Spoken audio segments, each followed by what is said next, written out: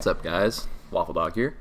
Coming at you with a video about how to properly set up your war defense for Alliance Wars, the do's and don'ts, what to do, what not to do, what to look out for when you're attacking certain teams, etc. So, first thing you notice when you're looking at your defense setup, and the first button you kind of gravitate to is this little upgrades thing, and that we're just going to completely ignore that because the only bonuses you need to worry about right now for your war defense rooms are these, either global room or adjacent bonuses. So generally most will apply to defense, and then like one of them will help your offensive teams, the armory. So the most important rooms are the ones that either boost your defense or offense, depending. We're actually having this discussion right now. I think we all think that Armory is one of the most important rooms, especially when you're an alliance like ours that punches up a bunch. Anyways, looking at these teams, there's a couple notable things right out of the gate. Some very basic stuff, like a Wave 1 Avengers right here. They're a solid team. Basically, everyone has an answer for most of this, and what defenses come down to is just trying to throw people off more than anything. So that's kind of what we're doing here. Right here we have this Kree Merc team.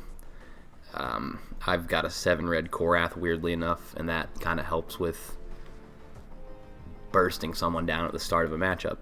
And that's what you want. You want something to throw someone off, and that's what this will do. Someone else in my alliance actually has a far larger, scarier version of this, and that is quite devastating if you don't know what to do against it. This Pym team, I use them as the full team still because I thought Stature would be good, and she wasn't. I thought this whole team would be like a Dark Dimension team that was going to rival Axemen and Raids type stuff, but no. They're nothing like that.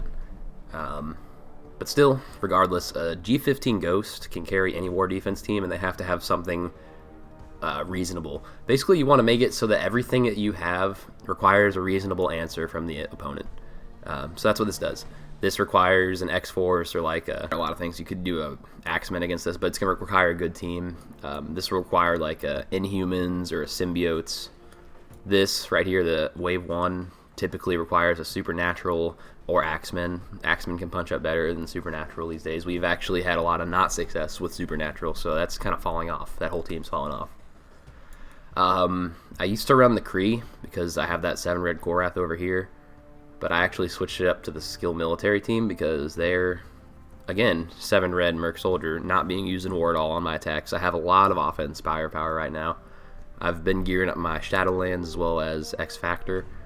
So, really, some of it's roster dependent. Like, I wouldn't have this guy or this guy in these slots if they weren't 7 red, but they are.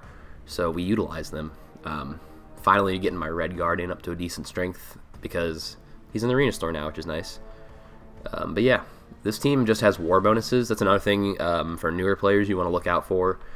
Certain teams have either war bonuses for war in general, or a war offense bonus, or a war defense bonus.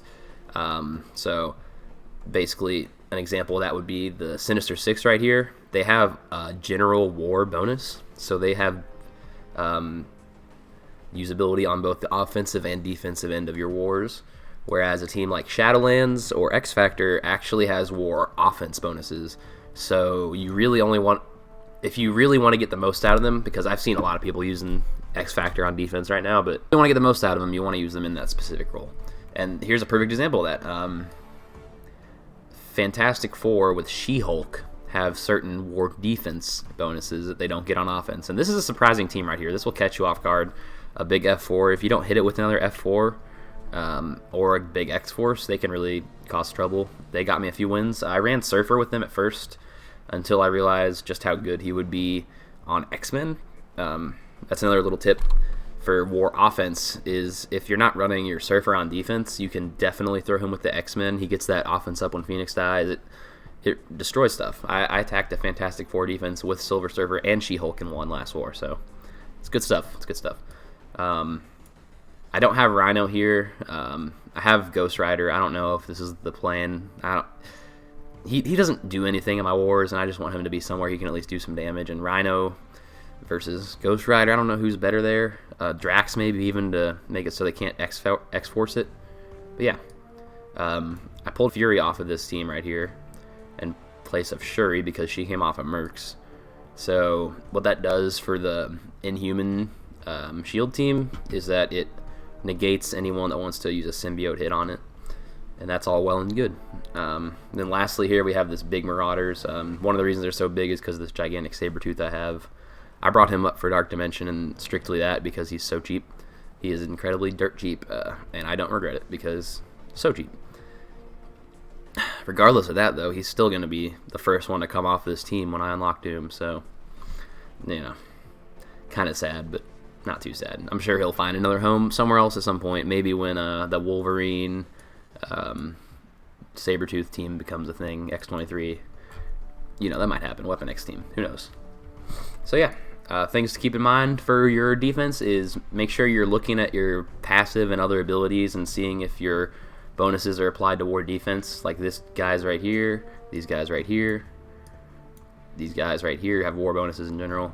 So and the team that really gets the most out of just war defense would be the Mercenaries. I'd say Taskmaster has a 3-page long passive that you can read about just his defensive abilities and whatnot.